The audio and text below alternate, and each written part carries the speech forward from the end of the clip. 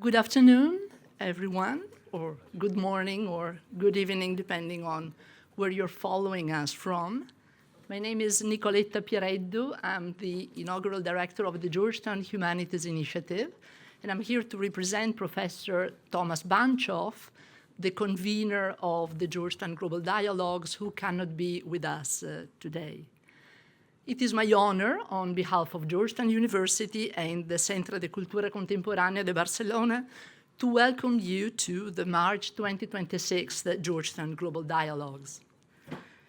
Starting from our campus in Washington, D.C. back in 2024, followed by Rome and Barcelona in 2025, our interdisciplinary, intercultural, and intergenerational conversations are committed to addressing transformative ideas and emotions that can reclaim the human scale. But they can also be considered acts of narrative justice. They recognize that the answers to global inequality cannot come from the same cultural spaces that created it. Therefore, we're deeply grateful to our fellows who bring diverse knowledge systems and lived experiences that can help us challenge the homogenized narratives of traditional centers of power. Students are equally integral to our dialogues. They are not merely the leaders of tomorrow. They are the stewards of a world in wreckage, living through the consequences of our todays. We need to hear their voices too. Over the next 2 days, under the overarching theme, Futures for Hope in a Broken World, we will navigate the complexities of our current moment and their implications. We inhabit a paradoxical era. We are more connected than ever by technology and ecology, yet more polarized than ever by ideologies, fear, and violence.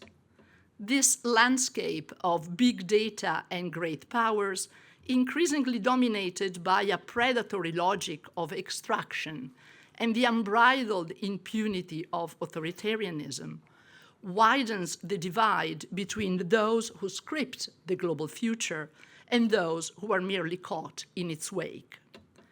In the face of global challenges that seem dictated by a destructive fury disguised as strength, hope cannot stand for the optimistic belief that things will get better on their own.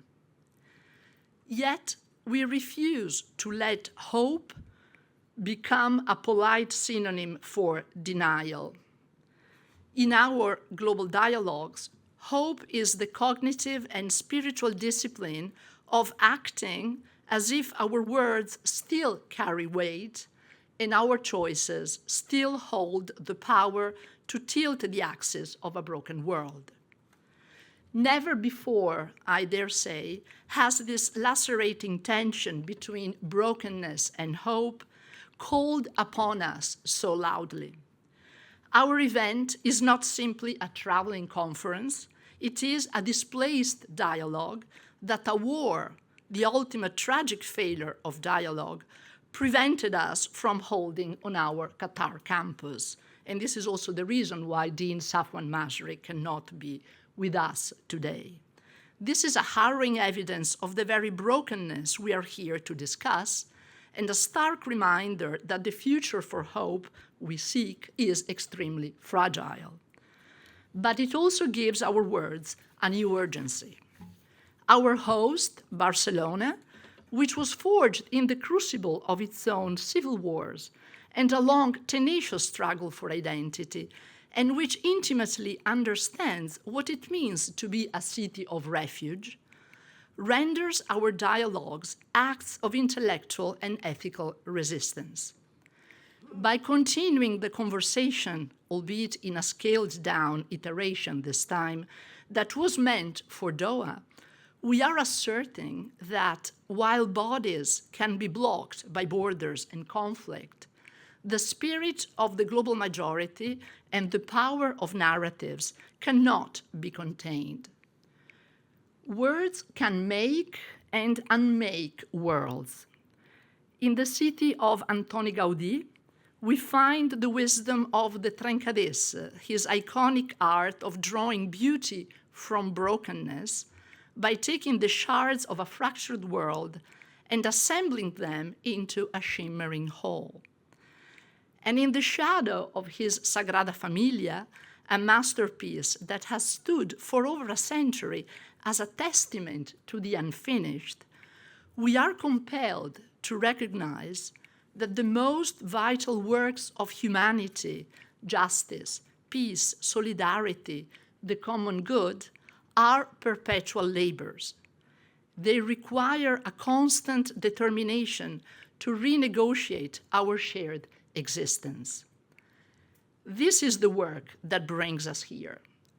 Together, we can build a scaffolding of hope that, even or precisely as an always incomplete project, offers a reason to look ahead with resolve, to look around at one another with a deepened humanity, and perhaps also to look up in wonder. Welcome to the Georgetown Global Dialogues.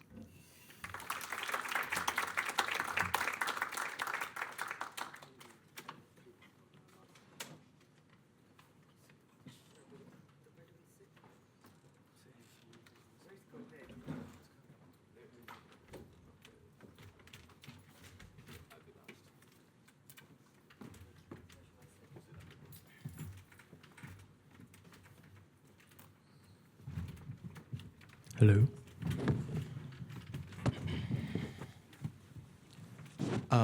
Good afternoon, everyone, and welcome. My name's Gavin Jacobson. I'm a co-founder and editor of Equator magazine. It's a pleasure to welcome you all here this afternoon. Tom Banshoff was supposed to moderate this opening panel on existential threats, real and imagined.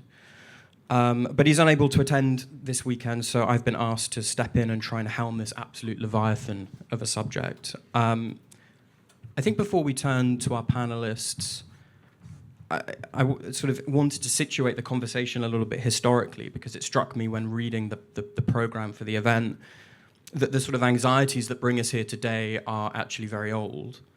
The fascination with the end of times, of existential threats, of apocalypse, has been a constituent feature of humanity's cultural and intellectual history. And in the European tradition, at least, tributes to progress have always been offset by fears of decline and fall. And especially during moments of socioeconomic turbulence or technological breakthrough, when societies, you know, as Melville put it, sailed towards forbidden seas and land on barbarous coasts. And since the 17th and 18th century, the Enlightenment thinkers were haunted by visions of existential threat and apocalypse. In the 1760s, Jean-Jacques Rousseau warned that Europe's monarchies and republics had grown decrepit and threatened soon to die. And around the same time, his contemporary, the Scottish historian Adam Ferguson, predicted that, you know, the boasted refinements of the polished age would eventually make way for the government of force. Discourses of catastrophe continued and flourished through the 19th century as traditional social structures of thinking were upended by urbanization, the Industrial Revolution, mass politics, technological development, and the idea that nothing lay beyond the transformative powers of the state. And these developments rocked intelligentsias between giddy optimism and grave despair. Wagner claimed that everything mankind did, ordered, and established was conceived only in fear of the end. His friend Nietzsche foresaw Europe's tortured drift towards catastrophe. It was Dostoevsky gazing at London's Crystal Palace, the great glass monument to technological progress, and he saw in it something resembling a prophecy from the Book of Revelation. In the 20th century, the killing fields of the two world wars gave these anxieties their sort of grimmest vindication, and poets like Yeats and Eliot gave them their most lasting expressions. Then came the nuclear age and the possibility that the world might end with a bang rather than a whimper. And even in the 1990s, with the collapse of the Soviet Union and the entrenchment of neoliberalism as the organizing principle of the world, prophecies about the end of days lingered. Francis Fukuyama's apocalyptic expectation that history had come to an end, which is the best known, if least understood example, while in 1977, Leszek Kolakowski wrote that, warned against the vertiginous speeds at which societies were evolving. He said, "I do not say that we are rushing towards catastrophe, only that, like Alice, we must make a huge effort to run very fast to stay in the same place." The millennium was greeted with a surge of penitential exuberance and the dread of high-tech meltdown.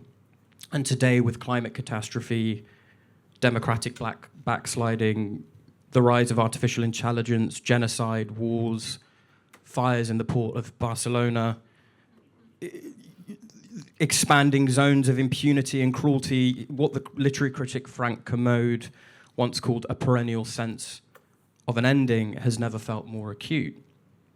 And yet, and this is precisely what brings us here today, there's something worth examining in how we name and respond to these threats. The term existential threat, does it flatten distinctions that matter enormously? Not all of us face the same risks. Not all catastrophes arrive with the same equal force on all people. And is there a real question about whether apocalyptic framing opens up political imagination or whether it forecloses it? And I think this is what we're here to explore, and I think there are no better guides than Kohei, Moten, and Etche. So I will first turn to Kohei, who will make some initial remarks, and then I'll ask Etche and Moten to respond. Kohei.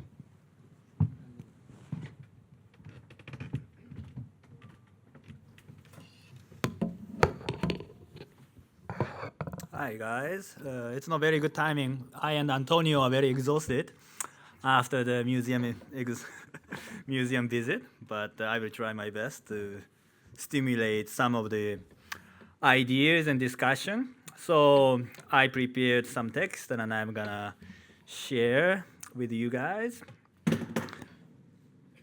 5 years ago, when my book Slow Down was first published in Japan, Karl Marx experienced an unexpected resurgence amid the dual crisis of the pandemic and climate breakdown. The concept of degrowth communism, which I put forward as the Marx's last vision of emancipatory future, gained surprising public traction, and the book sold more than 500,000 copies in Japan. For a brief moment, it seemed possible to imagine a progressive transformation of society, one in which ecological limits and social emancipation could finally be achieved. However, that moment has passed. The initial momentum for ecological transformation was rapidly overtaken by the resurgence of far-right-wing populism, intensifying geopolitical conflict, and open war and genocide. These developments coincided with the catastrophic overshooting of the 1.5 degrees Celsius target set by the Paris Agreement.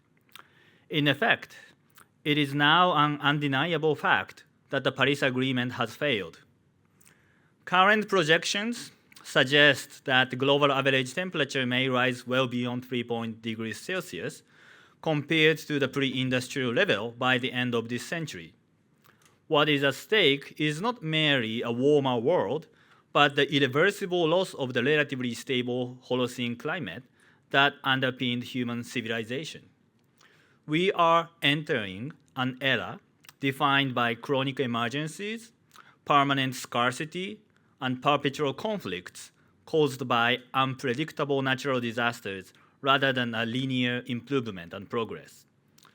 Zuversicht is a German word that can be translated trust and hope. Zuversicht in the future is gone in the Anthropocene.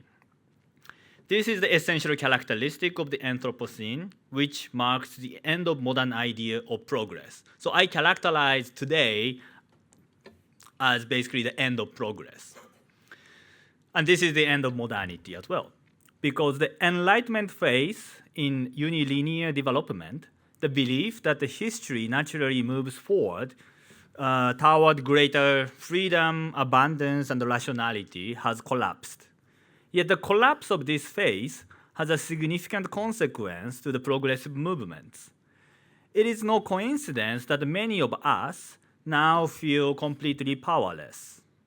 Progressive social environmental movements internalized the logic of unilinear development, framing the climate crisis as the kind of final opportunity for radical transformation.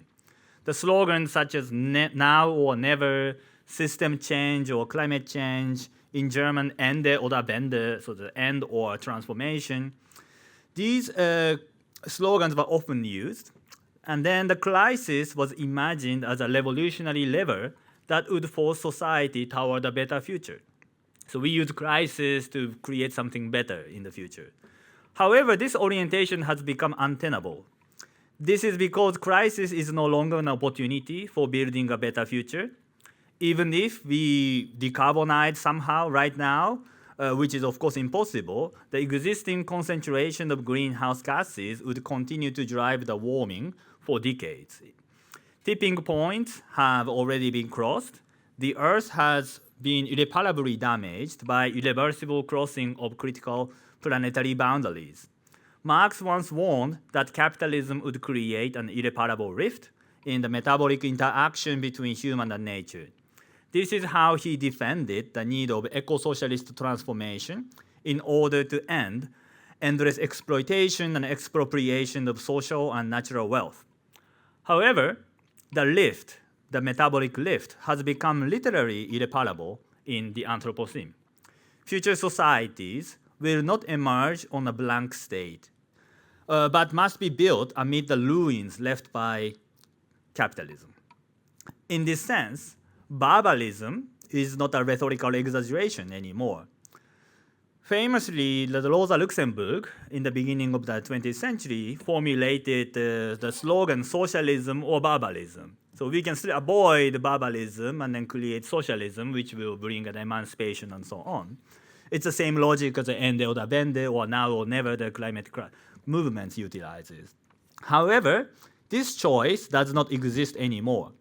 It is not possible to choose either socialism or barbarism after climate breakdown. Because even if socialism is established somehow, barbarism is unavoidable. Thus, the socialism in barbarism is the best scenario for the progressives. Of course, the worst scenario is the total barbarism. The political authoritarianism, resource conflicts, exclusionary nationalism are no longer anomalies or exceptions. They are already emerging as the dominant response to the crisis. What follows from this is deeply unsettling. The dream of full emancipation, the idea that humans can collectively transcend scarcity, domination, and exploitation once and for all, must be abandoned. As the German sociologist Philipp Stab argued, adaptation, not emancipation, Anpassung, not the Befreiung, becomes the immediate horizon. Scarcity, instability, and losses are no longer temporary obstacle on the road to the progress, which we can somehow overcome. Rather, it is unavoidable structural condition for imagining the future. And yet, the question remains unavoidable here. Where, under such conditions, can Zuversicht, a term suspended between hope and trust, still be found? If the first illusion to be abandoned is the idea of continuous progress, the second is the techno-optimism. Modern capitalism once promised that the technological development would liberate humanity from toil and scarcity. Marx himself, especially in his early writings like Communist Manifesto, shared elements of this kind of productivist, optimistic ideas. He assumed that the immense productive forces unleashed by capitalism will enable a socialist society of abundance. Today, however, that expectation appears profoundly misguided. Rather than pointing toward emancipation, technological progress increasingly takes the reactionary forms. Far from solving ecological crisis, digitalization and automation accelerate resource extraction, energy consumption, and social fragmentation. While mainstream discourse celebrates a future of AI, full automation, and biotechnology, a darker reality is rather taking shape. Contemporary capitalism no longer resembles the growth regime of the 20th century, characterized by mass production, mass consumption, and a partial redistribution of the wealth to the working class, like Fordism. Instead, what we are witnessing is the rise of what might be called cloudism, the clouds, the cloud capital, and so on. The new form of rent-based domination in which a small group of tech oligarchs extract data, attention, and subscription fees from vast population, the users. These actors function less as innovative entrepreneurs than as a landlord of digital infrastructure. Paradoxically, rapid technological development now coincides with the stagnating productivity growth and prolonged economic stagnation in high-income economies. Inequality expands, wealth concentrates in the hands of the few, and yet anti-capitalist working-class movements appear weaker than ever. This is not the trajectory Marx anticipated. It's the total opposite. Marx thought that when the workers exploited, the wealth divides, then the revolution. But today, actually, there's a massive concentration of the wealth, and the workers suffer, but there's no strong working class movements. Even more troubling is the political orientation of contemporary techno elites. Increasingly, they are less interested in saving the planet or democratizing society than in securing their own survival and while anticipating some kind of collapse. Some techno oligarchs openly fantasize about private city-states, fortified enclaves, or exit strategies from democratic accountability. Techno-libertarianism abandons Enlightenment ideals altogether, replacing universal emancipation with technological privilege for a selected few. Unlike the dictatorship of the 20th century, however, this emerging new dictatorship rarely presents itself as a repression. Digital platforms cultivate the appearance of autonomy and free choice, while quietly shaping behavior through algorithms, nudges, and data-driven surveillance. We voluntarily adapt our language, emotion, and habits to the mechanic logic. Artificial intelligence makes decisions. We merely comply. Power becomes invisible precisely because it operates without friction. The result is a paradoxical form of domination, a totalizing system that generates little resistance because it feels convenient, personalized, and even pleasurable. It's, everyone likes AI, even if we criticize. It's a dystopia that no longer requires overt coercion, a perfect dictatorship hidden behind the facade of freedom. What distinguishes the present moment from the earlier forms of capitalist domination is not merely the scale of technological power, but its depth. Classical Marxism described how labor was first formally subsumed under capital and later really subsumed when machinery, factory discipline, and technical organization reshaped the labor process. What we are witnessing goes much further. Capital no longer subsumes only work or even production, but it subsumes life as a whole. Following the French philosopher Etienne Balibar, this condition of this process of subsumption can be described as total subsumption. Under digital capitalism, the separation between working time and free time, production and reproduction, labor and leisure steadily dissolves. Communication, attention, emotion, care, activities are once partially outside the immediate logic of valorization are now continuously captured, formatted, and optimized by capital. We are now not merely exploited at work, we are rendered productive and exploited even as we rest, communicate, or seek meaning in our life. Algorithms do not simply coordinate markets or increase efficiencies, they reorganize subjectivity itself. Decisions that once required judgment, responsibility, and reflections are delegated to automated systems. Navigation, memory, social interaction, even moral orientations are increasingly outsourced. We ask AI, what should I do, and so on. The result is not the violent discipline of the factory, but a smoother and more intimate form of domination, one in which individuals willingly adapt themselves to the mechanic of logic, believing it to be a convenient of freedom. This total subsumption thus marks a qualitative shift in the impersonal domination by capital. Capital no longer confronts us as an external alien force. It operates from within, shaping habits, expectations, and desires, and so on. Resistance against capital in this situation becomes increasingly difficult, not because repression is overwhelming, but because the point at which resistance might emerge are already colonized by capitalism. In this context, the traditional sources of hope appear exhausted. Progressive narratives of technological salvation have lost credibility. Revolutionary expectations tied to the crisis have collapsed. The future no longer appears as a horizon of improvement, but as a narrow field of regression. Then does this mean, this is very pessimistic, but does that mean that the Zuversicht, the trust in the future, is no longer possible? Well, only if we equate Zuversicht with optimism. What must be rejected here is not the capacity for collective agency itself, but the belief that the agency necessarily leads to the progress in the modern sense, the unilinear progress. Even in a damaged world, human beings do not lose the ability to act together, to reorganize social relations, and to contest domination.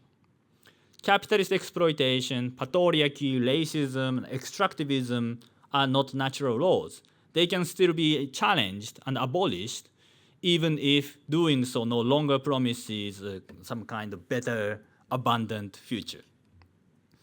Under conditions of ecological collapse, Zuversicht, hope, trust, can not take the form of confidence in the continuous improvement in the future. It must instead become a commitment to shared responsibility without guarantees. It is trust without theology. I call it dark socialism, but this is a new book, so this implies a profound shift in values, away from the endless expansion of productive forces, technology, and then towards the reproduction of life itself, away from extraction and growth, and more about care, maintenance, and mutual aid. Such transformation cannot be engineered from above by tech oligarchs or something like that. They must emerge from below through fragile, localized, and often imperfect practices of cooperation. This is the environmentalism of the poor. The society of the future will not be utopias. They will be a society that learns to live with loss, limits, and vulnerability. So we suffer from damages, for sure. So in that sense, there will be no perfect emancipation.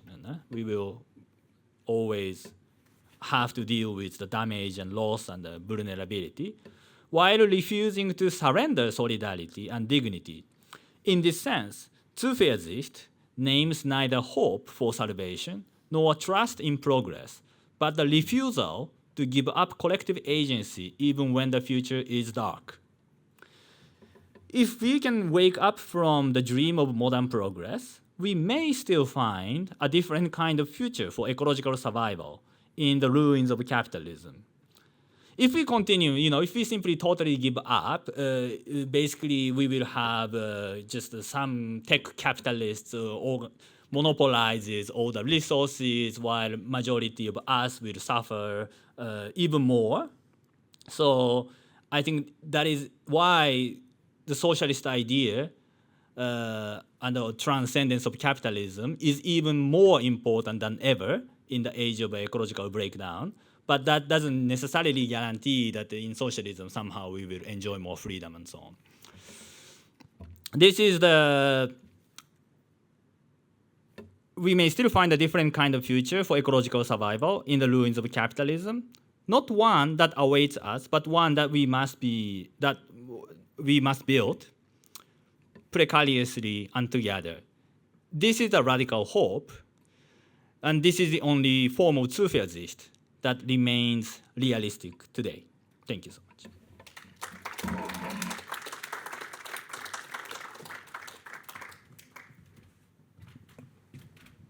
Thank you, Kohei. Thank you, Kohei.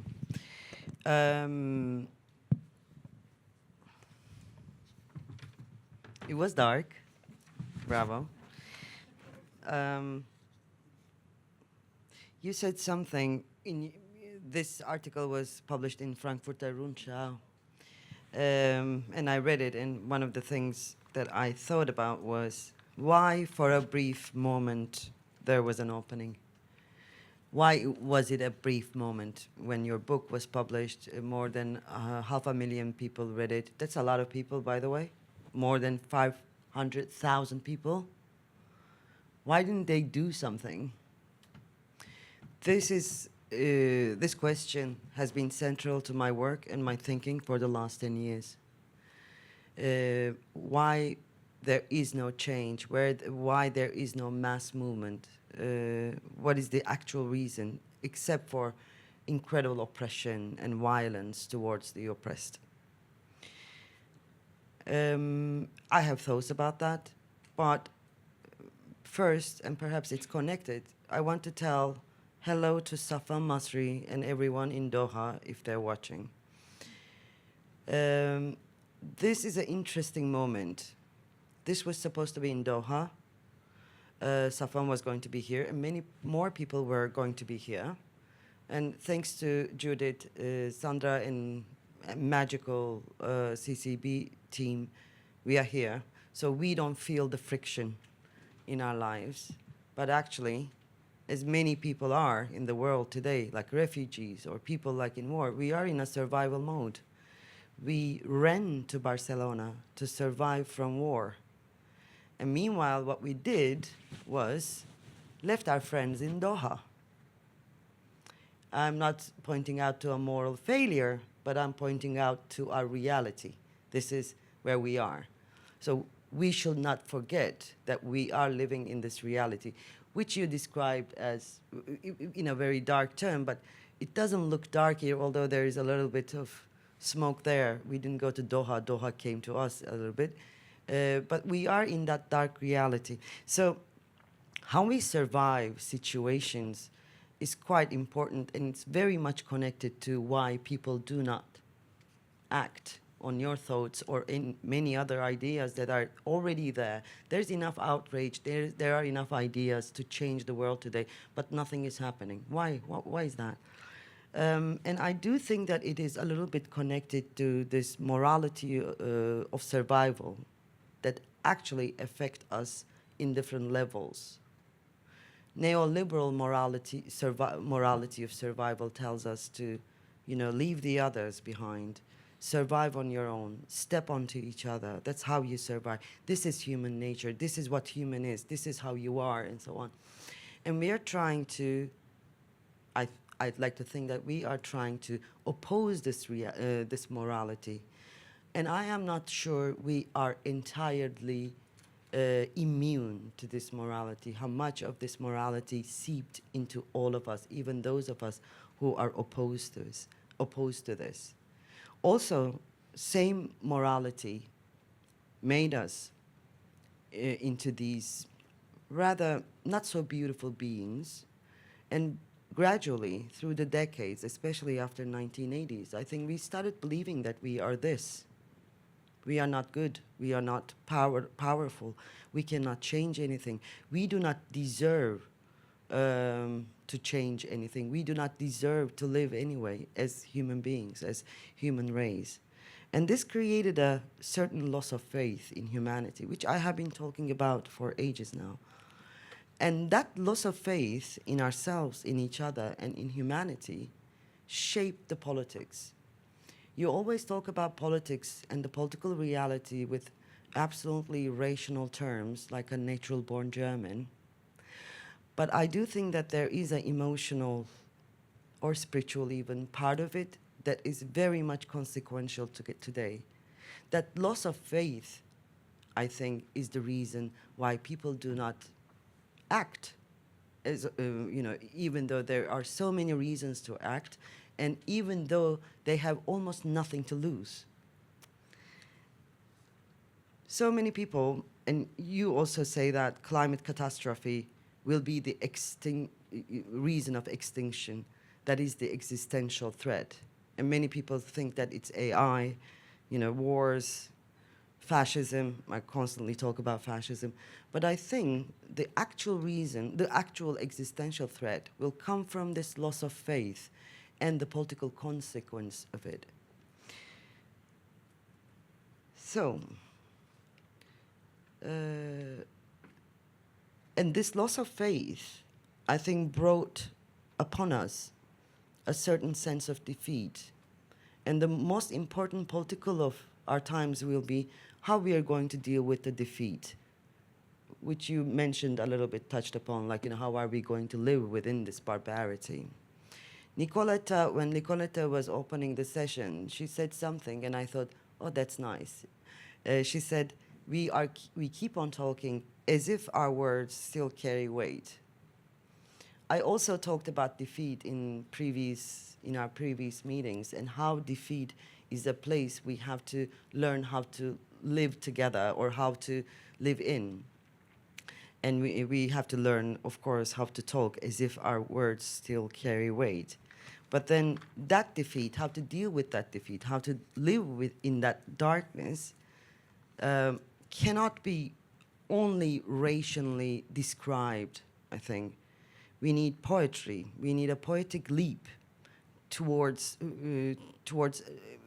another state of being, so that we can live there. So I've been thinking about, for the last 10 years perhaps, do we have the moral responsibility as people who write and who believe that they understand the world? Do we have the moral responsibility only to understand the world, or do we have the moral responsibility to make the reality livable for others as well, manageable? And this is what I'm working on. And I think one of the, and you mentioned a little bit about that, like, of course people will contest power, of course people will stay human, and they will organize. But how are they going to do that? What is our word to describe that state of being? What can we propose? What kind of poetry can we propose? Not only the words, in our living, in the way we exist, how can we show them this is possible in darkness to stay human? So I was thinking, I wrote this book, Nation of Strangers, and I think it is the language of living with that defeat together. And I've been giving speeches, and it's interesting. When you're giving speeches, you start to think in a different way as well, in Italy, in Germany, in London, and so on. And then at some point, I said something which might be interesting. I'm thinking about this thought still. I didn't make it into a properly formulated idea. But how about joy of defeat? Because I said this everywhere lately. There is a certain joy of being in the same shit together.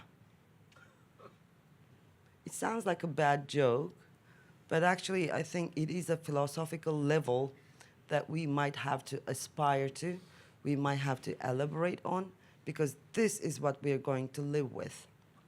This sense of loss, as you said, and this sense of defeat. And I always had a problem with the word hope. I prefer faith. And I always think that we have to steal some words from the religious realm to get it here into the political realm. Because circling back to the first question, why aren't they moving, these people? Because we took out a very important word from our vocabulary, which is sacrifice. And only people who believe can sacrifice. How do we bring faith into people? I know you are not very much interested in this vocabulary that I'm using, and you find it dangerously apolitical, perhaps. But Personal, no? sorry, Personal, like individual, you find it personal. little bit. But maybe I misunderstood. Maybe I am misarticulating it. The thing is, you know, yes, it is somehow rational politics and how we are as political beings. But I think also we have to find a vocabulary for that as well, how to live in the reality that you are describing. And that vocabulary cannot be rational only, because sacrifice, faith, all these strong words that actually move people when there is, nothing to hope for and when there is so much to lose, are standing on the limits, on the border of poetry and theology. And I think that is the thin line that we have to walk on as people who claim to understand the world. Because as I said, and this is something I tell to you now personally, actually, our job is not to understand the world. Not only that, not anymore. If you really believe in what you say, that we have to live in this world, in this lost world, broken world together, then you also have to live with that poetry as well. Don't you think? Anyway, you can respond to that later, but it is not only about what we say, it's also about how we live. Circling back to Doha and friends in Doha, not talking about them is something that we might want to think about. How much... Anyway, I'll stop it there. Thank you. Go ahead, Eche and Gavin. I too, I'm very much feeling the absence of Tom and Safwan, because one of the things about the dialogues has been that we have many of us on this journey together and seeing each other every few months. And of course, Tom and Safwan at the very heart of it. So for them not to be here feels strange. I was also struck in a way, as both Kohei and Eche were speaking, that Kohei in a sense tells us of dark socialism, and Eche, to my mind, in a way is speaking of a kind of social darkism. How we can in the apocalypse find this connection. I'm going to ask everyone, not those of us sitting facing that way, but everybody else, if you wouldn't mind for just 1 second, if you could just stand up and turn around. I just want to show you something, which is, for me, very interesting. Look to the left and then look to the right. On the left, for those who are not in the room streaming this, there's a fire in Barcelona, and it's done something very strange to the sky. On the left, we see kind of this blue sky, cloudy but blue, that is what one expects to see in Barcelona.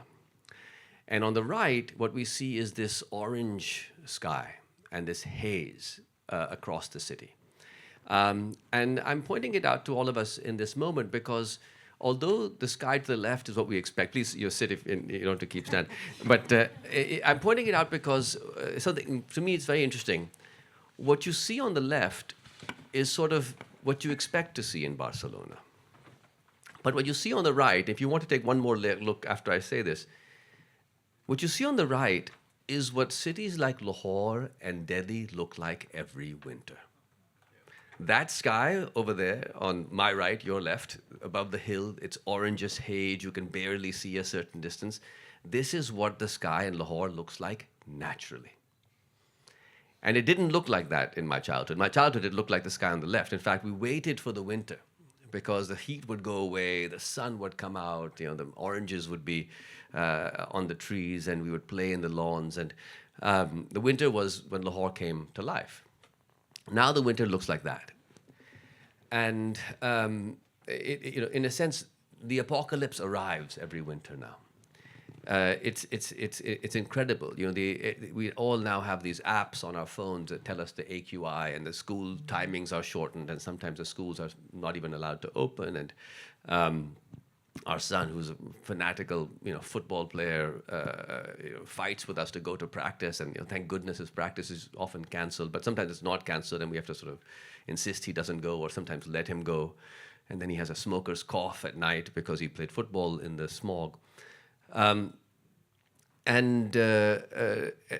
I'm pointing this out because at this moment, there's a fire in the port of Barcelona, which has caused half of Barcelona to become like Lahore or Delhi. But what I think perhaps what we are seeing in this moment, historically, is a lot like what we're seeing out this window at this very instant. It is that, in a sense, the apocalypse that we fear has always been present, in the world, but it has been distributed very unevenly. And now, perhaps the apocalypse is beginning to be distributed slightly more evenly. And what we are seeing is that the war is returning to Europe. War is returning to the rich cities of the Gulf.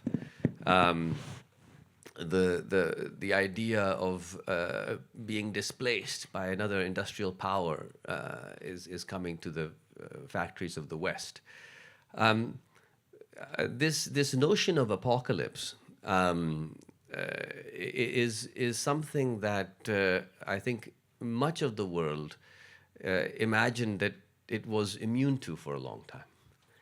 But much of the world, of course, as we know, was living with a reality that was apocalyptic throughout this period. Whether this was the horrors of 1971 that gave birth to Bangladesh, whether it was the ongoing war in Congo, whether it was the predicament of the Palestinian people for the last 3/4 of a century, whatever it is. These apocalypses have been playing out for a very long time. And so it's worth asking ourselves what is really changing. Is what is changing that humanity is entering into a more apocalyptic position as a whole? Possibly, I don't know, could be. Or is what is changing that the distribution of the apocalypse is becoming slightly less unequal than it was? That places that were able to imagine that they were outside the apocalypse, Japan, Germany, America, can no longer continue to imagine themselves in that way. That this sky that we're seeing at the moment above Barcelona, over half of Barcelona, this Lahore sky, the fear is that could be not just a fire, but it could be a regular occurrence in Barcelona, perhaps in the wintertime, like it is in Lahore. And I don't really know. It's hard for me to say whether the apocalypse is something which we are, in a sense, closer to, this extermination is something we are closer to, or whether it is simply becoming more and more difficult to hide oneself from it. In my own personal experience in Lahore, it is becoming harder to hide oneself from it. So the way that the apocalypse in Lahore functions is that, first of all, the water is completely contaminated. So one can get a filter for one's water supply in one's house, or one can buy a large, 20-liter Nestle bottle of water that you have in your house. You drink that water, you don't drink the tap water. So that allows some people to get out of it. And then there's, of course, law and order problems, and so we build, high walls around our houses, and, perhaps we hire a guard for the community, or even a guard for one's own home. And then we, keep it far away from us. And then, of course, you get to the point where the electricity goes out. And then you have a generator for your house, or these days, a cheap set of Chinese solar panels and a battery, so you keep the electricity going even when the electricity main supply is cut off. But the poisoning of our air is very interesting.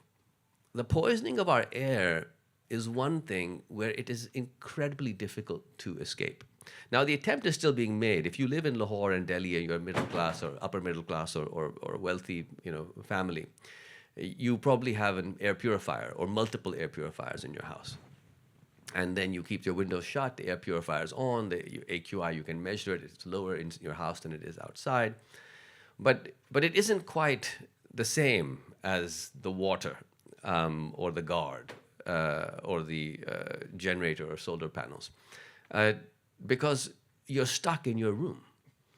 When you leave your room to take advantage of your garden, to play your son's football match, to have your children go to school, to go to a restaurant, to see your friends, you have to enter into that air.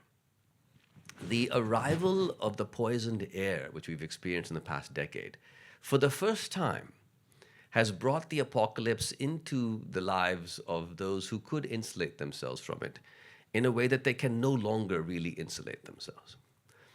And of course, this poisoned atmosphere is catastrophic for everyone, especially for those who cannot afford to insulate themselves, because it's suggested that perhaps half a decade or even a decade of life will be lost to the pollution for each person who lives in Lahore and Delhi. But so the consequences are not equal. Those who have air purifiers will experience it less than those who do not have air purifiers. But we can no longer hide. And so for me, what becomes interesting in this moment is I think the ability to hide is now going away. We see in America, the risings of fascism, the crumbling. I remember when I was in law school in America, I went to Harvard Law School, which is this, everybody knows, it's this sort of very central. Most of the U.S. Supreme Court justices tend to go to Harvard Law School. And I arrived there, and I kept being struck at how my fellow students would talk about the U.S. Constitution as this sacred, document. I mean, they had a respect for the Constitution, which is like, as a Pakistani growing up in Lahore, it's just like the respect that one has for the Quran. It's like this sacred, incredible thing. And I was, sort of very struck by this. It's just a piece of paper. Anybody, anytime can stop obeying this. You can lie. You can do this. No. It's the Constitution. Anyway, nobody speaks of the Constitution that way now in America. And I went to law school just 30 years ago. So I think that the arrival of these things in places that imagine themselves immune is a little bit like the arrival of the pollution in the air breathed by the rich in Pakistan. Now, we have to then ask ourselves, what is the consequence of this? Is the consequence that the rich in Pakistan will simply say, well, I guess it's too bad and we'll just stay in our air purifiers as much as we can and leave it at that? Or will they somehow be mobilized to finally do something about it because they can no longer insulate themselves from it? And this is the question, of course, which arises in the West as well, that, when your constitution is being torn up, when your elections are no longer functional, when your air is polluted, when your cities are being hit by drones and missiles, do you then rouse yourself to offer up some kind of resistance that was not being offered up before? I don't know the answer. I think if one does rouse oneself up, in a sense, it is a bit of Etche's social darkism, which is that we find in ourselves a solidarity and a connection in this dark moment. Or maybe that we don't rouse ourselves and we have a sort of dark socialism where in the barbarism we just do our best to assemble from it what we can. I don't know which of those things will result. But I hope that a new politics becomes possible at the precipice of the apocalypse. And the last thing I'll say is, I used to have taped up in my old house in my study, which has now been demolished because the house has been knocked down, and half of it my parents continue to live in, and half of it has been sold by part of my family and will be built into some 20-story, monstrosity building by the new owner. I shouldn't say monstrosity, a 20-story, office building or something. And that what I had taped, which I'll paraphrase, was a quote from Calvino. And Calvino, in this quote says that effectively that the inferno isn't something which will come. The inferno is already here, and we live in it. And the task is to find in the midst of the inferno those who are not inferno, and to give them space and let them breathe. And so I suspect that now the inferno is here and we're all in it. And the real test and real question for us is, how do we find among our fellow residents of this inferno those who are not? And how do we allow them to help find some way better than the one that we have now? Thanks, everyone.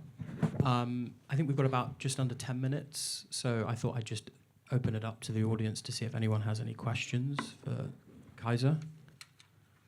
Do I need a microphone? Yeah, one's about to come around. Leaving the AV booth now.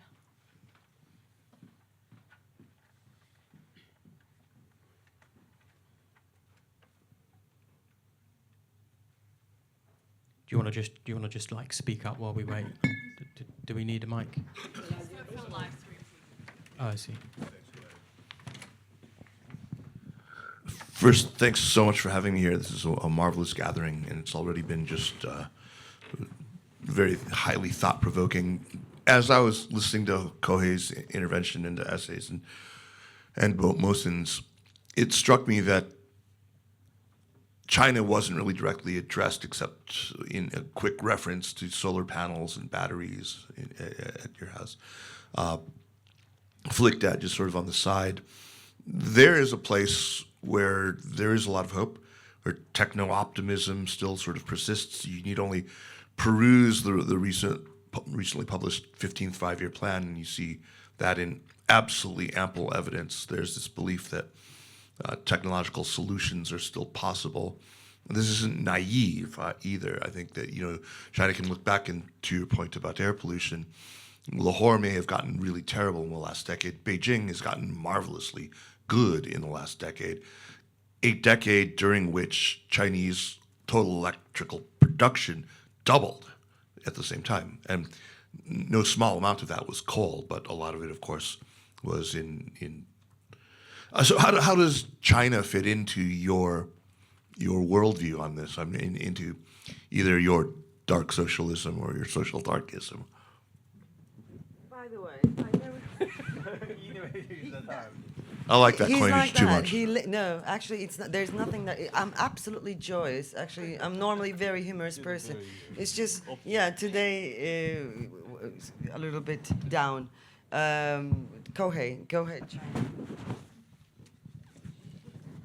Yeah, I mean, China is often the last hope for left-wing people, especially in America or in Europe. I have like some different views because Japan has China phobia for historical reasons. But the problem is, even if the China is somehow socialist and then they grow and they build a better future, the paradox is, as long as they consume even more through the process of economic growth, the catastrophe will appear even sooner.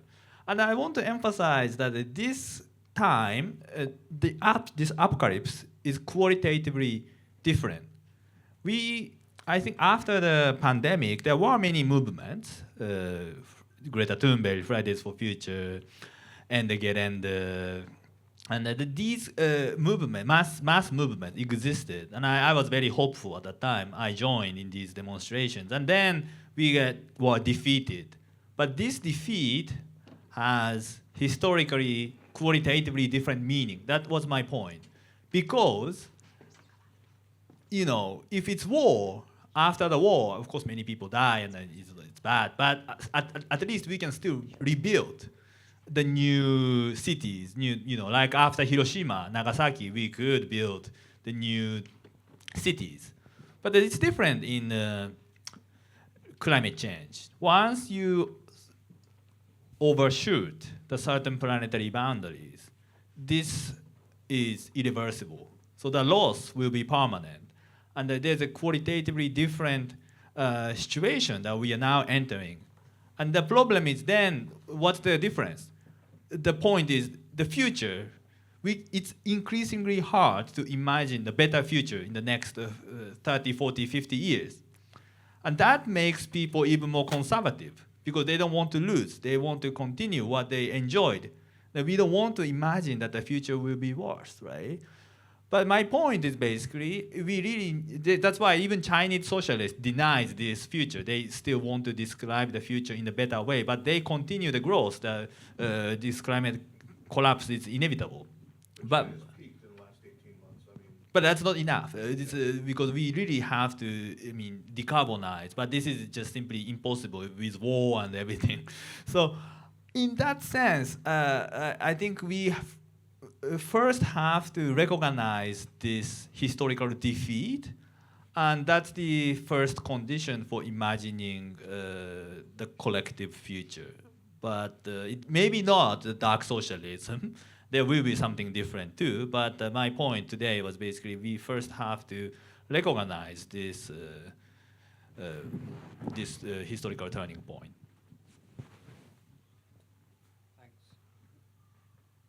Thank you very much. I think we've got time for one more question. Yeah, just over here.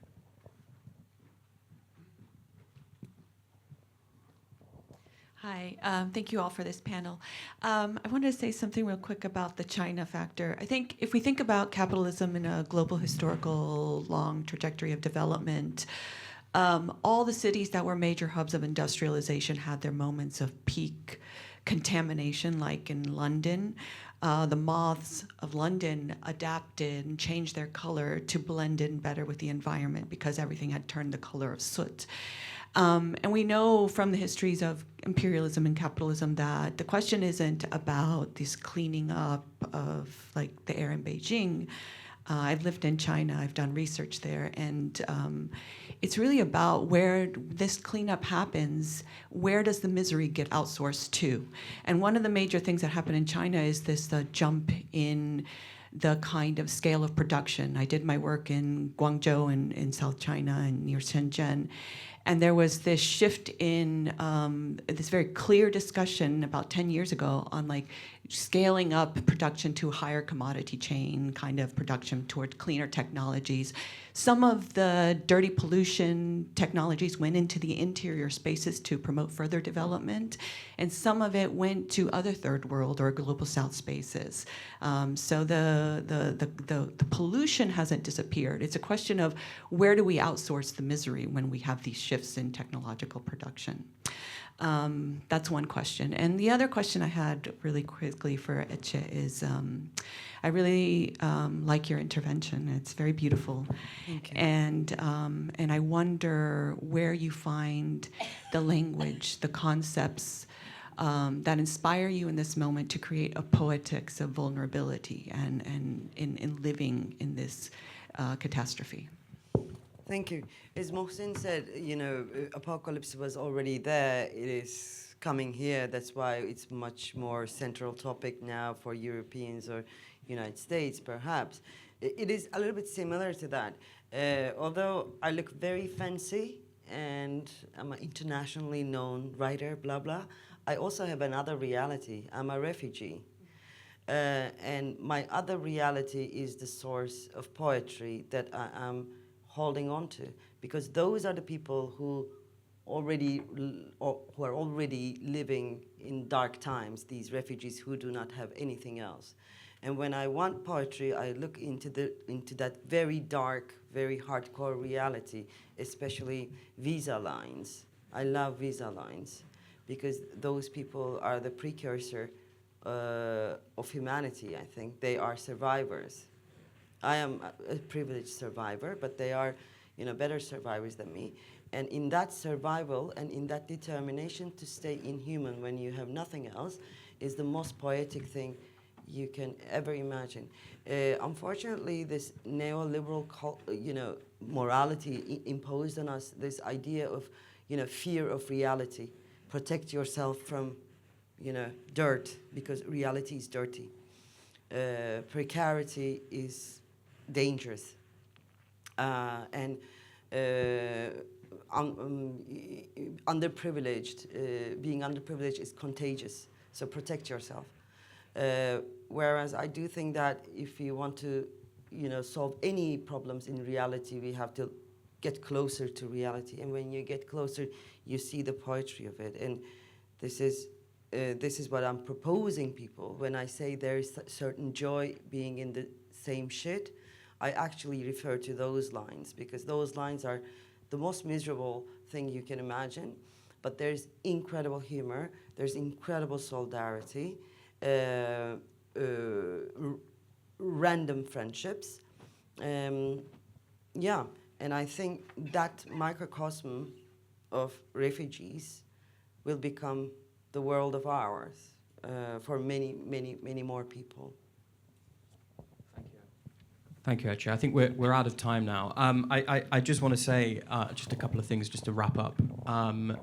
The first one is, the questions are about China, which I think are very interesting. But of course, the one of the kind of potential sparks of hope that I look to at the moment is, of course, what's happening with respect to kind of fossil fuel is in Colombia, and Gustave Petro talking about a politics of life over a politics of death, and I think that is one country where sort of retreat from fossil fuels gives me kind of hope, and the combination of indigenous protest, mass rallies, them being kind of augmented at the kind of state level.